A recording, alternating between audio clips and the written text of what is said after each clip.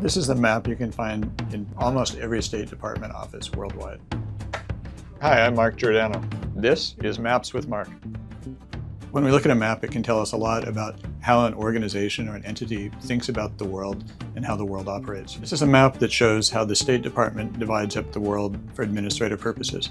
Today we're looking at the most recent edition of the map. It was printed in 2021, but it's just one of a long series of similar maps that have been produced over more than half a century that have changed as the US role in the world has changed and as the US diplomatic presence in the world has changed.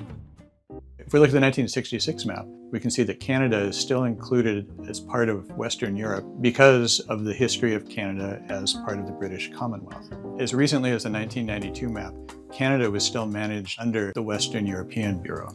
In this more recent 2021 map, Canada has now been included as part of the Western Hemisphere Bureau. At the same time, French Guiana is included under the Western Hemisphere.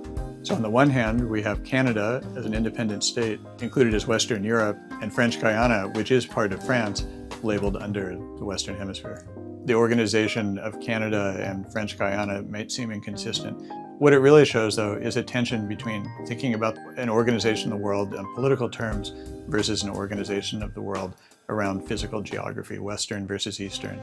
There's also a tension between different parts of the US government. The bureaucratic organization of the State Department into regions isn't always consistent with the way the US military organizes its commands. On the one hand, it makes sense that different organizations would have different needs for how they organize the world, but sometimes those different purposes can come into conflict. For example, many people, including the US military, now think about an Indo-Pacific and an Indo-Pacific command. In some senses, you could think of the military as organized around two oceans as opposed to land masses.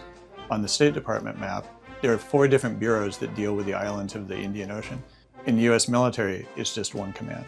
In part, what we're seeing is another tension between bureaucratic divisions and strategy. The bureaus that are reflected on the State Department map are also a reflection of a worldview that occurred when they were set up. But we might ask, why aren't the structures of the State Department and the US military the same? We have to remember that a map like this is a reflection of how the State Department is actually structured. And while it might be easy to change the map, it's a lot less easy to change the entire structure of a large organization. A major restructuring of the State Department was just announced, so we might expect there to be another map coming out in the near future. There's been a lot of discussion about Greenland recently. The current State Department map places Greenland under Western Europe. Of course, Greenland is, plate tectonically speaking, part of the Western Hemisphere. Will that be reflected in the new map? We don't know. At the end of the day, you have to make some decision about what you put in the center of the map. But the decision you make is going to affect how you look at the world, what you focus on and what you don't focus on. Until the mid-1970s, National Geographic put North America, or really the United States, in the center. Later National Geographic maps took a less US-centric approach. The point today was not to say that these maps are imperfect. The point is that no map is perfect. I hope that the next time you look at a map, you think about what story it's telling you and what story gets left out.